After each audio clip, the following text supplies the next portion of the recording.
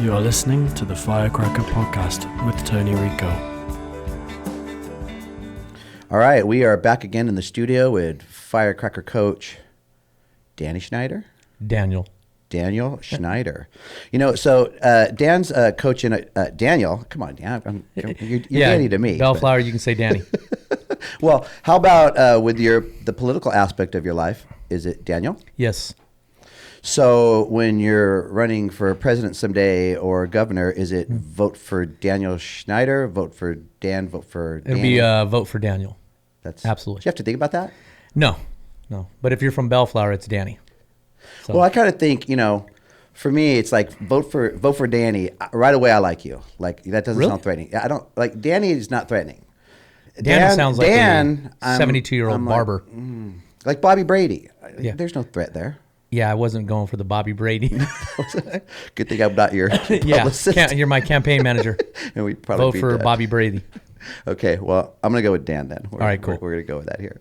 So Dan's coaching our organization, and we connect on different levels. So part of this is we grew up in the same town, Bellflower. So, I wanted to bring you in and get a little bit of your background, but then also talk about how you've really added to what we try to accomplish in the Firecracker organization, and that is allow people to have a platform to really bring forth purposeful type things, right? And so going back to the roots of Bellflower, the friendly city. Yeah. Right? Do they still have that on the sign? Yes. Is it still? Yep. Still have family that lives there? Yes. I do still have family that lives there. So right by Clark Bowling Alley. Is that still there? Still a big empty building? I think it's empty. I don't think the bowling alley's there, but the building's there. We used to go play pinball there. I used to track and field with the pencil. Yeah. Yeah. That's it. Yeah, all day. So that was that's part of it. And so you grew up there. That's where you grew up. And just tell me quickly, what was it like growing up? You had some brothers. You had some. What was your living situation? Where'd you come from, Dan? Love city of Bellflower. Bellflower is great memories. I grew up off Ryan Street, like we were talking about earlier, by Angelo's, Tiki's, all that good stuff. So, I had two adopted brothers, both African American. We had a very unique childhood being in Bellflower. So we grew up together, learned together. I learned their culture. They used mine. Instant challenges outside of the house? Oh, yeah, absolutely. Absolutely. Back then, that probably wasn't as acceptable as it is now. So, right. But still loved my childhood. Loved Bellflower, everything that Bellflower stood for. So would you say you got out of it as far as the diverse childhood that you had with? I think what was the biggest thing that me and my brothers got out of it is that we just evolved into not seeing anybody for their color of their skin or their race. They probably didn't realize that they were actually black until they were like 10th grade. Right. I probably didn't realize I was actually white until I was a freshman in college. So when socially things were right. Yeah. Right. So we just were us. I mean, we were very unique, very eclectic. All of our music taste, our, going to certain churches, eating certain foods. It was great. It taught us how to not judge others for the color of their skin, just for who they are. So pretty strong personality type guys. No. Hang right there with you, or is that my oldest brother Billy was pretty strong-minded. Then there was me. I was more the mischievous one, and then my brother Sean is soft. So where are you age-wise? I'm the youngest, so yeah. I had the challenge. Both great. They were both phenomenal athletes, and I wasn't. So I just worked harder than both of them and became the best athlete in the family. So did you start up with no question? Yeah. So when you first started as your own path of ball, was that Little League stuff, Bellflower, and up through high school? What was your? Yeah, it was mostly parks and recreation. Like we did a lot at Thompson Park. Yeah. For that pool pass? Yeah. Get that 25-cent pool pass and then go get the chocolate dipped ice cream. Yep. But it was all parks and rec. Then we got into Little League about 10. Didn't really play too much Pop Warner, any of us. We just couldn't afford it. And then once we got into high school, all of us played all three sports, baseball, basketball, football. My brother Sean was a standout. He had, he got drafted by the Seahawks and then went and played in Canada. My goodness. But he's staying in, he went and played college in Utah. My brother Billy was a phenomenal football player. Football was my favorite sport. I just wasn't as good as they were, but I was better at baseball, so stuck to baseball. Went and played a little bit in college, and then found out I couldn't hit a slider, so decided to hit an underhand slow pitch. So no sliders. So got into that pretty quick, slow pitch? Yeah, as soon as I got out of college, our Mizuno guy at Long Beach State was Rob Wilcoys. So Rob was on a slow pitch team. Went to Arizona for a weekend tournament, did well. And then the next weekend we went to Kansas, did well, and then stayed with them for probably, 10, 15 years, and then played another 8 or so with JK Inc., my JK Inc. family. And then had 2 daughters, and then now I'm coaching. Got married at what age? 31. 31? Yeah. And your wife is? Anayeli. So she's a little bit younger than myself. Unique name. Yes, she's from Zacatecas. So it is a unique name. No kidding. Yes. Our family's crazy. The connections are just like crazy. That's where my dad's family's from. Stop So it. the March of the Zacatecas. Are you kidding me? That's like, that song comes on, the whole family goes crazy. Oh, yeah. I don't even have to tell you then. Yeah. That is awesome. That's crazy. I didn't know that. Where's she from? She's originally from Fontana. So now I work in Fontana, but we live in Rancho. That's the connection. There you go. Yep. So I have mentioned to a couple of people that, if they care or not, there were not an abundance of college-bound examples for us growing up for me growing up in Bellflower. So the ambition of what we want to do, there wasn't a ton of it. There wasn't if I wasn't a ball player, it wouldn't have happened. I just would have went into the working world, provided for a family. There were a lot of hardworking people. What was your, you said you dabbled in college, played a little bit, but did you know what you wanted to do? Did you what were your first couple of employments? What did you, and because the path to the political is what what I want to get to. Was there anything between that? And when did that start, the concept of helping the community? I mean, it's an interesting place to be. So anyone who knows me knows where that all stemmed from. And it was one person, Chuck Fernandez, who was the supervisor of Thompson Park. So we grew up at Thompson Park. We always would get in trouble, as kids would do in 4th, 5th, 6th grade. And then once we got into 5th grade, he was my coach. And that man was very driven. But he saw something in me that I didn't see in myself. So he pulled me aside. This man would go to the gym with me at 10 o'clock at night, shoot free throws till 2 in the morning. And all it was about was work ethic, morals, pyramid of success. I had to memorize that thing inside and out when I was in 6th grade. And then eventually he hired me in Parks and Recreation when I was a junior in high school, maybe a senior. And then, kept pushing me to go, apply for another job in the city of Cerritos. And then I went to Cerritos, worked there for 4 years. And then same thing. He would just keep pushing me. So you say work there. So going to school and working? Yes. Yeah, I was working 39.5 hours. That's how they kept us out of being full-time. Yeah. So I'd work 39.5 hours in Cerritos, and I had 18 units. Wow. It was crazy. At what age? At 22 through 26. It took me a little bit of time to but more graduate. Purposeful, right? I mean, because I was doing something. It wasn't like I was just sitting in school. I mean, I was actually getting work experience and learning the political side of things. And then Chuck just kept pushing and pushing, and then ended up in Rancho full time like 3 months after my graduation. Worked there 20 years, and then now city of Fontana. What was it? What you saw you could do to help community? Was it like security related? Hey, it's something that I can find security in. Like, what kind of pulled you in, and did you enjoy it from the get go? I obviously Chuck is a guy that you emulated, and was there some like, hey, I want to do what he does, or I want to be like him, because that's kind of what that role model does, or? Yeah, that's exactly what it was. I mean, initially, when I, started in that field, I don't think I saw myself in that field. I was going to teach, coach, do all that kind of stuff. But, I just wanted to be him. That was my mentor. That was my role model. And I was like, I'm just going to be just like Chuck, but better. So I was always competing to be him. And then once I got into it, I really started realizing how much I liked and enjoyed giving back. And it was almost like a selfish type thing, because I would do for others and they would be like, man, you're so, that's nice. You're very giving, but I loved the way it made me feel. Right. So I said, I got to find a job that I can continue to do this. And I started student teaching, and it was a little bit of a challenge, a lot of politics and teaching. Right. And I thought to myself, well, I'm going to try this city government stuff out, and then a lot of politics and city government as well. But I was playing the slow pitch softball, and Rancho was offering me a position of 410s Monday through Thursday, so I can still travel on the weekends. So it all worked out. Kind of worked out. Found my niche, and then like I tell my girls all the time, if you can find a job that you love to do, then you're, that whole quote, you're never going to work a day in your life. And I truly feel so easy to pass over, but when you're in it, my God, it makes it's a richness that is not tangible. It's because it's a quality of life, right? Absolutely, it's life changing. If you can find a job that you love to go to, you got it made. Right. Money will come.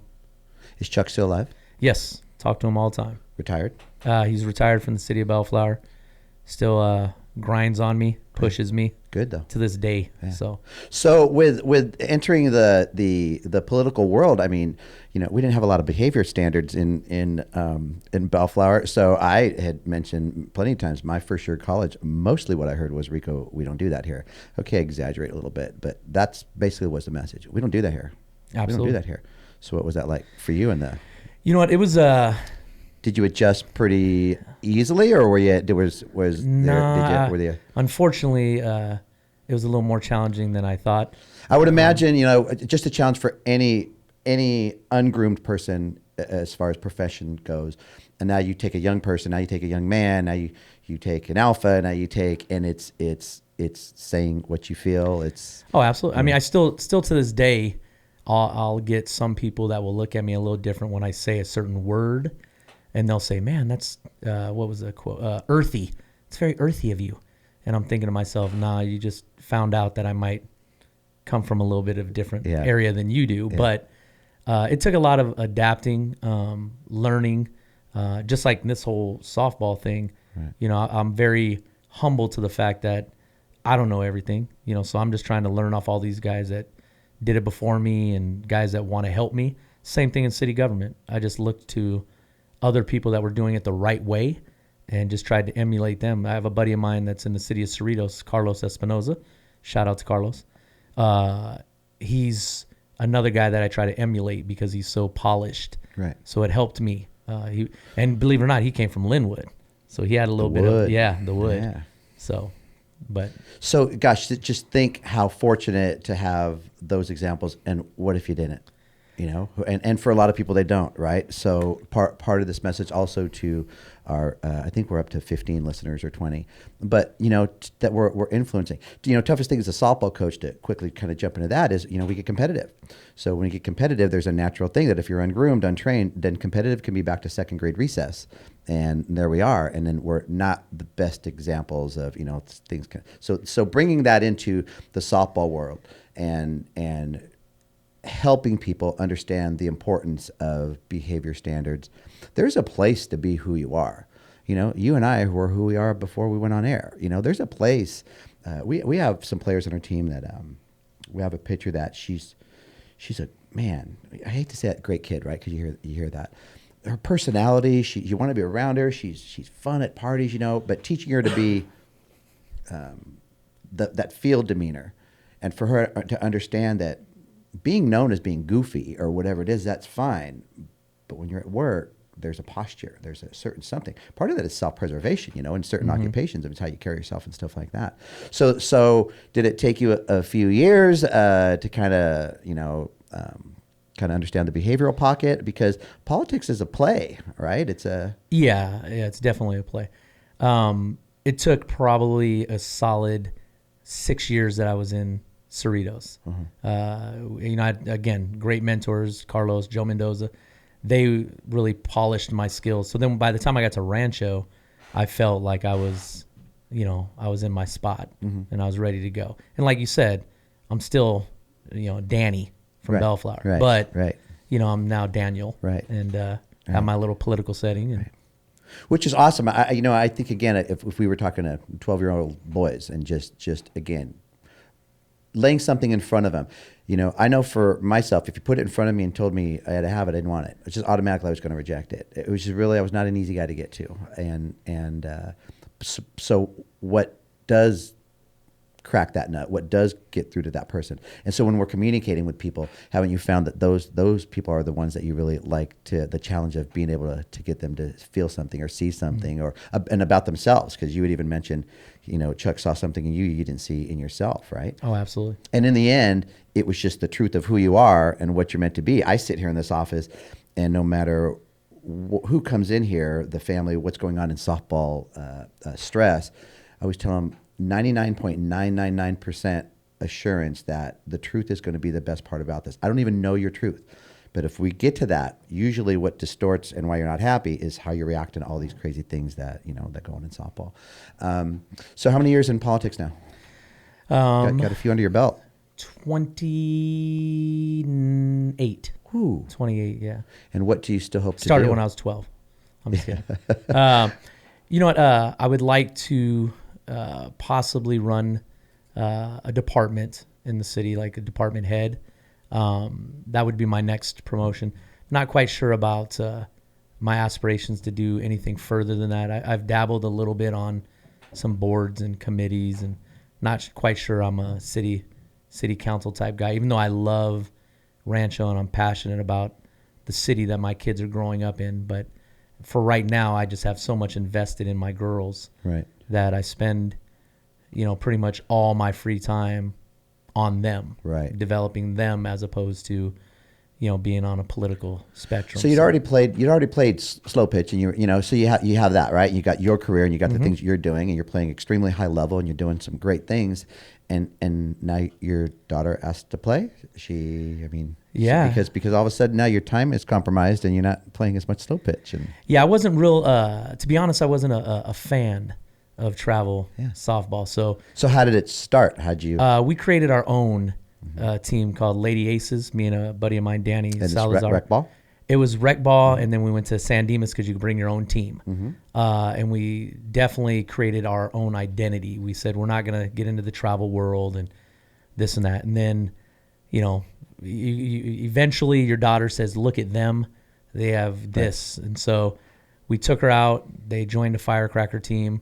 About mid-season, it dissolved, but there was a lot of girls on the team that put in a lot of work, and we wanted to finish off that year. So I said, look, I came, met with you. I said, I'm going to finish off this year. That's it. And then and I think 4 years later, I'm still here. Well, but I think our industry is, I would advise someone, don't be pessimistic and resentful, but be skeptical and don't trust anyone until they earn that from you. So if you're smart, you come in. The biggest thing we see, and then you have enough time, I think, right now to see this, are the people that think that they know what to expect and they know what's going to happen, and then they don't realize that they're in the middle of the worst part of the emotional part of our industry. And so I think that's good. And so you getting in the firecrackers, was that Danny, that Salazar, that? How did that start with the firecrackers? That first step of... Actually, it was just him and I. We met a couple other families that were on the current firecracker team, and they said, you guys should come out. We went out. The girls enjoyed it, and that's pretty much all that mattered. So there's already a bridge through some people that probably didn't know as much about the organization as, and so how did that start to unfold? Because, we can get to the part that how I try to, and I hope you can attest to this, again, we've all got our personalities. There are alphas, there are guys that have success, different backgrounds and stuff. But the management style that I've had, never pulled you in here, try to tell you what to do, try to impress you with where you're at.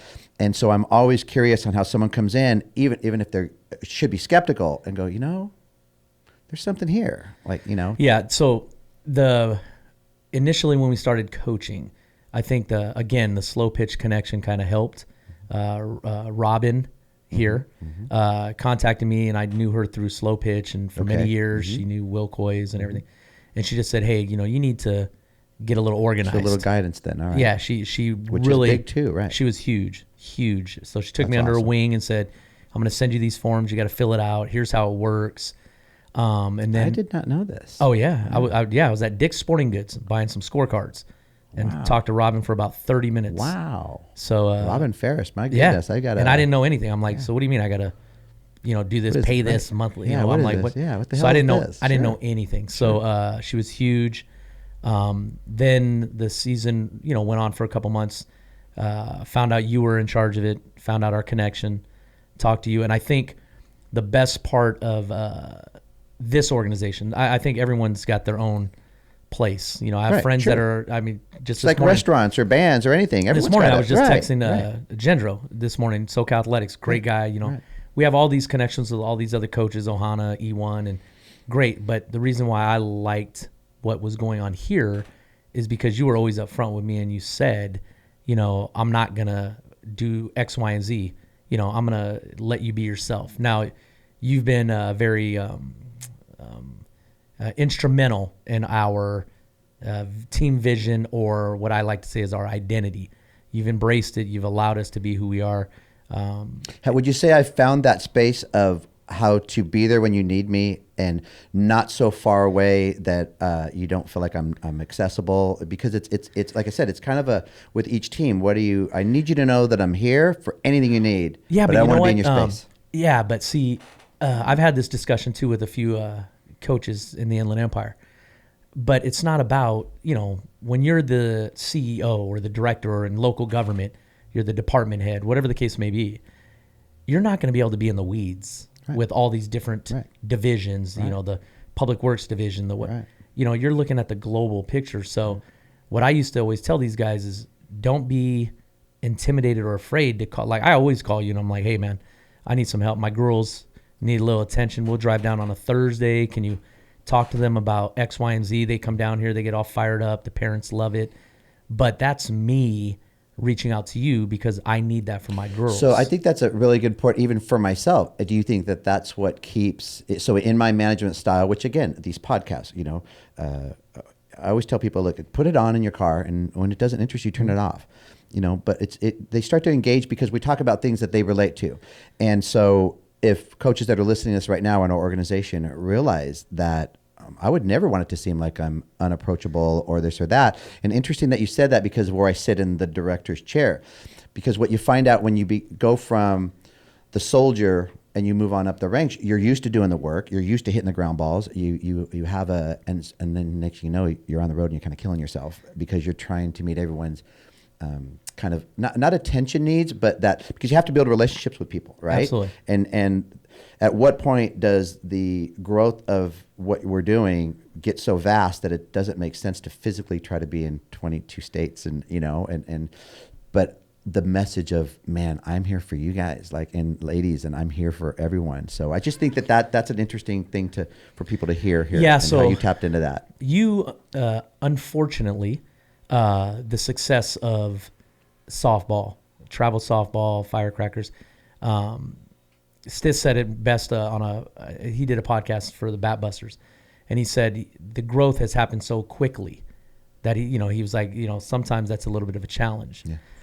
In your situation, I don't necessarily think that you're unapproachable, but someone like myself, when I first came into this field and I didn't know anybody, I went to that Angel game with you that one time. Yeah. It was you, Brashear, and all these big name guys, and I'm sitting in there like, what am I doing here, man? So it gets to a point where you have to get past that and understand that, all these guys are accessible. Every single person that I've reached out to or that I've tried to, learn from has been great in the organization. The Holcomb Night, we played them. They put it on us a little bit, but our girls love the competition. They were super cool, super cool, very respectful. Look at even the night at Angel Stadium, and again, politics. At some point, you're going to bring a younger person just getting into the arena or whatever age they're in, but then you're going to, hey, look, I'm going to take you to this, and just let. It could be, hey, just watch, don't say anything, watch, or it could be, we're going to bring. So I brought you in to see how you were, which you fit in perfectly because it's a persona type situation, but that was a little bit of it too, because I look at it as. Empowering people and creating a line of success is I guess that you have to hear it, right, is what I just live for. So if I throw 4 touchdown passes and you could have had 2 more and you didn't, that's where we got to be better.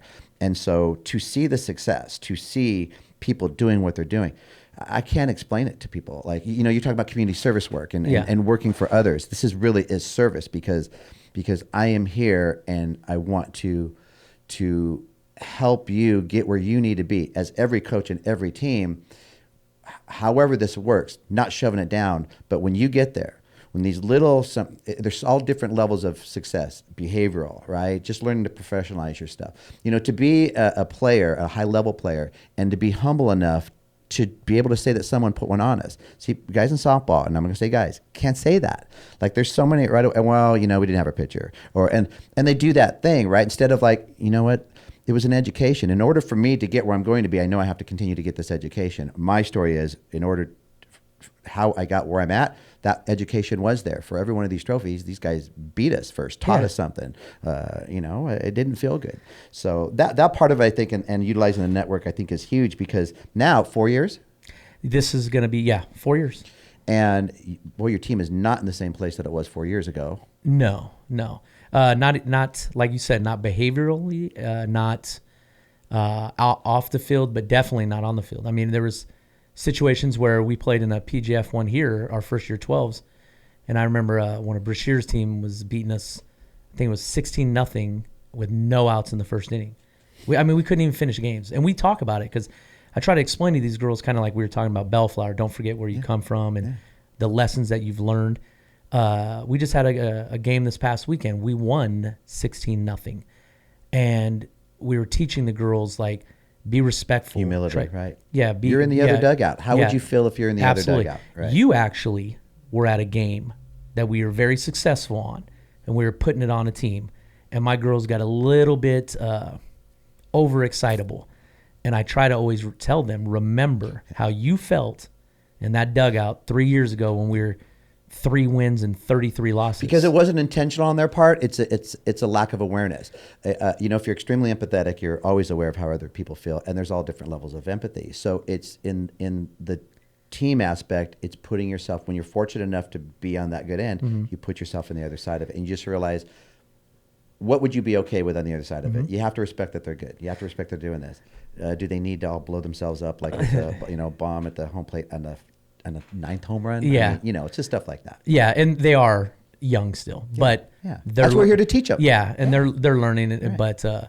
But I think that going through those difficult times makes it that much more special for these girls. And again, I mean, we're going on our 4th year, and we probably have one girl who's on her 1st year. I mean, all these girls have been together for so long. So that's a key component of this because, again, core principle, build a culture, you know, build that foundation. It doesn't happen overnight. You know that, and you've done that. And you just posted a picture of your parents barbecuing in the parking lot. Was it at Rosetta? Yeah. You know, and that whole thing that I remember you had mentioned to me that, like, my parents go to have a good time, and I saw that, and they did that. Such a huge, important part of the message to people stepping into this arena with their priorities of, look, you know, our kids want to get scholarships. People want to play for me to know that I'm in the right tournaments. And, you know, I get that. But here you've held down families now for 3 to 4 years, and you're not ranked in the top 10 yet. No. You know, you're not. It's not about any of that. So not in scoring, not in wins and losses. Right. But what would you say to all of these coaches that also don't have the wins and losses, that they can win what? That they can do what? Because you're doing this ahead of the ones with the wins and losses. The ones that are keeping players on wins and losses have to win to keep them. Once you do it this way, see, this is kind of our background. Once you do it this way, the wins just add to what they already don't want to leave because they're in a place that they want to be at. Right? Yeah, you said it best right there. Like you know. That Lucas can just wrap that up right there. That was perfectly said. But honestly, there's a guy by the name of Simon Sinek, and he always talks about, like, what's your why? You know, what's your why? Like Apple and all these companies. And for us, when we first started, I thought everyone says, you know, what they do. You know, we're a softball team. This is how we do it. We play like this and that. Why we do it? Because we're gonna win. We're gonna get D1. We're gonna, you know, and that's all results driven. Right. It's a natural path to It's a natural path. Most everyone does it. Yeah. When you're 3 and 33, I don't think we're going to sell our product like that. So we flipped the script and went the opposite way. So there's so many times where I will say my girls are going to be here volunteering for your company and doing things in the community services field. They have no idea we're a softball team. So I always tell them that these are my girls. We're teaching them life lessons. We're trying to teach them how to be future CEOs and this and that. Right. And then by showing them work ethic, showing them experience and humbleness and all that through sport, they're a softball team. Right. That's the last thing that they know about us.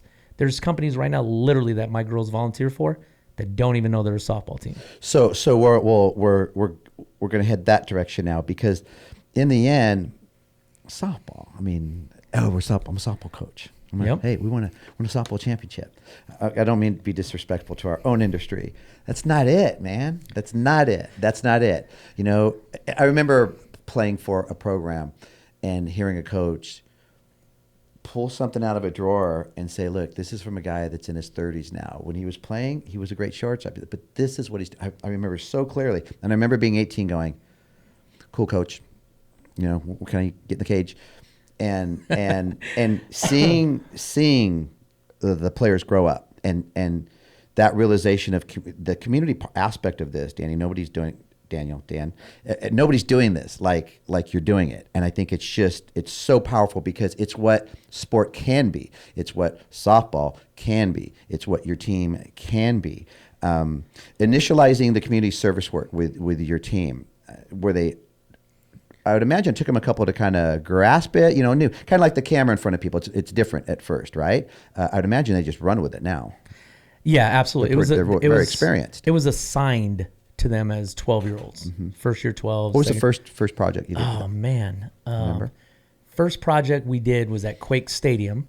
We worked for the Quakes, and we passed out brochures and pamphlets in the corridor, and then the Quakes let us come in for free and gave us, some time up on the scoreboard. And then the Alanos, Alyssa. Great people. Alyssa, Yes, right? The yes, oldest? yes. She got to sing the national anthem. Oh, man. And what a she family. You want to talk about firecracker family. So, yeah, and then what was great about that is that evolved into one of our girls ending up singing the national anthem the next year. So, but that was our first, I would say, volunteer event, and that was like a month or two after we got going. But what's been awesome now is now these girls contact me. Yeah. And our girls are like, or even parents. I had a parent the other night text me, there's a polar plunge in Big Bear. I think the girls should do it for your Special Olympics, because they have a connection with Ralph, one of our Challenger players out in the IE. But now it's almost like these girls are telling me, like, hey, coach, it's time for us to do something. I would imagine they feel part of certain things, because they've so it's like the Dodger Dreamfield. Yes. Yeah. Tell me a little bit about that. That was amazing. I was able to be there, and that was special. And like you said, it kind of makes them believe they're a part of something special. Like when they, to me, it looks like that, because I've followed you. So when I see them, you see that they've done it enough, the familiarity, that they're not just completing an assignment. That your kids are not in that situation anymore. No, and that's what gets me fired up. Yes. Is because I'll say, like, I'll be thinking to myself, like, we got to do something. It's been a while. And then all of a sudden one of them will send me something like, hey, we saw this. Can we do this? Whatever the case may be. But it's really gratifying to me that my girls will, they look for opportunities now. And it's great, because when they go, it's awesome, because it's not like they just, like we did one at Thanksgiving where they got to serve food for those that are a little bit less fortunate. And they were busting their butts. They were working hard. And then we had a parent and a sibling that said, hey, do you mind if I stay? And so it's just, it's been great.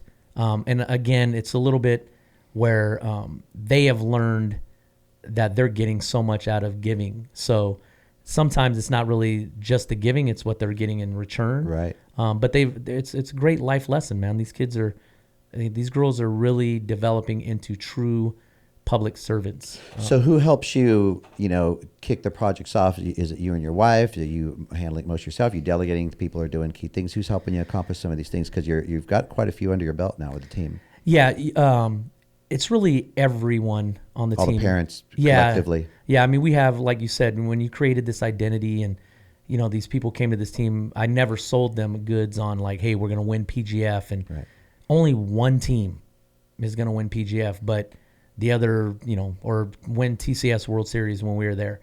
But all of us combined, can give back or can create this whole network of individuals that are trying to raise all these girls the right way.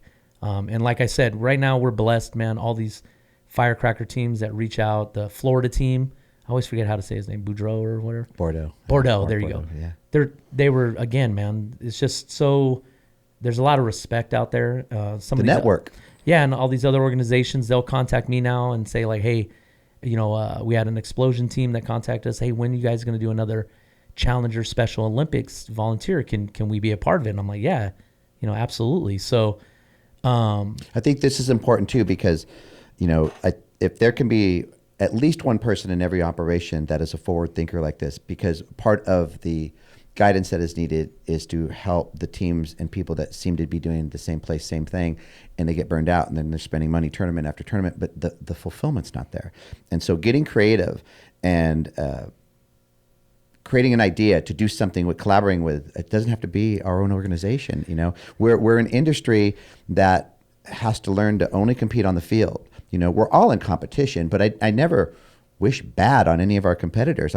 If one of the top programs folds, I can tell you 20 years ago, the other top programs would have been happy for that because of where they were in the food chain. We're all part of what we're doing. So I just think that aspect of it is big, and I want people to understand that it's attainable, and it adds so much more to your operation, right? As far as, players realizing why they're in the right spot. It's not for the community service, but that's such a big part of their experience playing for your team. Yeah, and you know how there was a saying that we used to say as kids in Bellflower that everybody can eat. So for me, it's the same thing. If these teams want to be a part of it, awesome, let's do it. Right. I don't care if you're Ohana Tigers, you're E1. I mean, right. We're all just trying to do the same thing and raise these girls right. But as you mentioned, it's more than just the community service to it. It's a little bit more of just not so much just the doing, right. But it's the feeling or the attitude of wanting to do. And that's what's so special with our girls is that they're understanding that there's a bigger picture than softball. I mean, we did an assignment a month ago or so, or probably 2 months ago, where I said, tell me some of the colleges that you want to attend. Write it down. Tell me why. This, that. I thought, I was going to get, Florida, Auburn, right. Alabama. There were some that said that. Then I had a lot of girls that put colleges that don't even have softball. And I'm like, you're a stud. You don't want to play college softball? And they're like, no, I want to, but, I want to be a marine biologist instead. That's, or I want to be a nurse. I'm putting this in front of softball, not putting softball as the, right. And we've had these conversations where, I'm trying to teach you life lessons, and I hope one day you're a CEO, and as opposed to, I'm not worried about you being a Hall of Fame Division I. I mean, that's an outcome. And right. We try to tell these girls all the time, life is so damn fast. I mean, I'm old now. I'm like, damn. So I try to tell them all the time, just, everyone always says, trust the process, and which is cool. Right. I like that saying. Right. I use it on occasions too. But I'm more so of like, embrace the process. Like everyone's so result driven. Right. Like D1. Well, my daughter's going to be D1. And no, just make memories. Trap. Yeah. So part of, again, that message to parents, anyone that's hearing that, for doing what's natural, you're normal. As in so many things, you can't pick up a guitar and play great music without training. You can't, there's just certain things. You can't become a black belt and wish yourself there in a year and a half. There's experience and things that go into it. And so understanding, play the game the right way, live the right way. So much of it can sound like such a crock of crap to someone that is in a different mindset. And I can relate to a time in my life where I was like, yeah, I know. Absolutely. Play for this guy and I'm going to learn to be a man. Yeah, sure. I am a man. I'm 18. Like, it's just a natural thing. That's why we don't judge anybody. That's why I tell coaches, you see a dad or you see a coach, and there it is, that whole thing going on. And it's not like nobody's going to respond by being told what they're doing wrong, which, quickly, that's just what we do with our players. We tell them what they're doing wrong. 90% of the time, I got so many coaches that think they don't do it, and then you watch them. I get it. Learn how to identify a problem and take it somewhere. Sometimes it's with instruction. Sometimes it's with information. and sometimes it's with inspiration. I think when you can inspire someone, and I think about your when I watch your team and I see your operation, that's something that you're able to do too. You know, you're a people person, and so your kids have fun with you, you know, and you let them see that side of you, right? And you, yeah. They do have fun with me. There's certain things that they like to, make comments on. Every once in a while, I get a little emotional. Not that I'm, an emotional guy, but every once in a while I get a little emotional, and they love, whenever something's special or there's a special moment, or I'm talking to them about how I feel about them and how much I love them.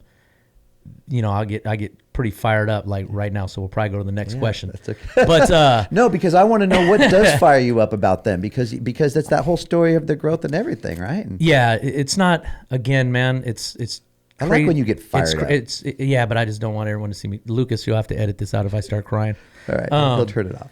It's not about softball, man. It really isn't. That's not what drives us. Nah. So I just love when my girls develop. Like with every team, there's issues. My girls are now 14. It's life, right? Yeah, my girls are 14. So every once in a while, there'll be a couple girls that'll have some issues. Especially when they're around each other 3-4 years. And we're dealing with some stuff right now. We're going to have a meeting tonight, little team meeting. But I try to explain to these girls, like, that's part of life. You're going to get a job one day, and you're going to work next to someone, and they're not going to have the same work ethic. They're not going to have the same morals. They're not going to do what you do. They're going to annoy you. They're going to annoy the hell out of you. You're going to wear this perfume or do this diffuser or whatever the case may be. You can't just get up and walk out and go to another city or another job. You're going to have to work with them. You're going to have to learn how to adapt and work in that field. So I think a lot of the times when I see these girls, like right now, they're going through some challenges, and I see them articulate themselves to me. And I'm sitting there thinking to myself, this is amazing that 2 years ago, these girls couldn't even express themselves the way they do. Right. And they'll literally say, we need to talk, we need to have a team meeting, we need to make sure we're on the same path because we have an expectation out there that's set for us on who we are. And I'm like, dang, and that's what fires me up is that they're learning. Like, and trust me, like you said, competitive, I get competitive every once in a while. There's a place for that. Yeah, and every once in a while that happens. And in the non-professional, because like I said, okay, we're professional right now. We're somewhat in the pocket. Yeah. But for me, what lives in me is who you are. When we were at Angel Stadium, it's that it's the balance of all of that, right? The spastic, hyperactive, never shut up, never sit down. Tony Rico. He's I thought you were talking about me. There's our relatable story. But that's all I heard growing up from my brothers and sisters, and not in a negative way. That's just and they would say, we didn't say that to you like that, but that message would, bro, do you ever just calm down? You ever just slow down? So a big part of that has allowed us to do what we do because of who we are. And the story of the key influences, which we've covered in your story, I think is really, really, really big because nobody's anything by themselves. And I believe you understand this. When you are doing something and people might talk about what you're doing, that is not what drives us, telling us what we do, even though you acknowledge it. And I appreciate that. But it's knowing what we do for others, and it's seeing that in others, and it's seeing the change. I wanted to make sure in this podcast that with just a quick shout out to my sister Esther that started the Positively Bellflower social media page. Yes, love that page because the internet is a place for anyone's opinion. And right now it's just the fact. I'm not judging it is. The fact is you could write, it's a beautiful day, and someone will come on and goes, no, it's not. It's not for someone with terminal illness, so why don't you quit thinking about yourself? That's just the reality, right? Absolutely. So for Esther to pull off this digital culture where they police themselves, where someone comes in, and maybe it's not to disrupt things, maybe it's something that belongs on the crime page. So then we can argue, well, you don't want to know about the Peeping Tom at Thompson Park. And it's like, no, it's not that we don't want to know. When you come here, we want to make you feel good. Mm-hmm. And yes, all of these things in life, but when you come into this, it's like going to your house, coming into this warehouse, going into a digital room and feeling safe. And then it's for Bellflower because she said, look, there's enough that goes on that people know it's not right. but there are people that have lived here a long time. And what I've done is I've realized, the people in LA, that went to Fairfax High School, the, Manual Arts, that were back in that when it was a good place, and they're still the grocery store owner, and that she's not letting that die. Yeah, I love freaking amazing. Dude, I love that page. Shout out to her. I have a lot of friends that are still in Bellflower that love that page. They always post. A guy named Andy Pruder, he's on there all the time. Mm-hmm. Stephanie, all the Bellflower High School kids that still live there.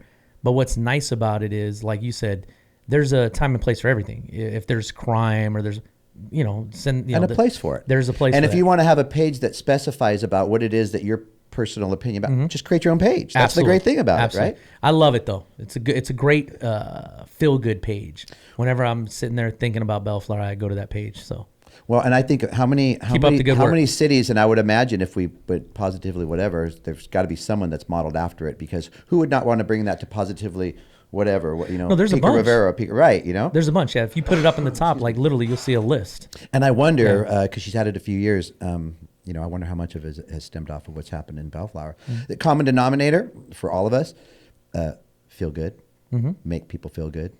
Don't need to lie to them about it. It's the truth, to have things without feeling good, results. Yeah. That could be money, it could be championships.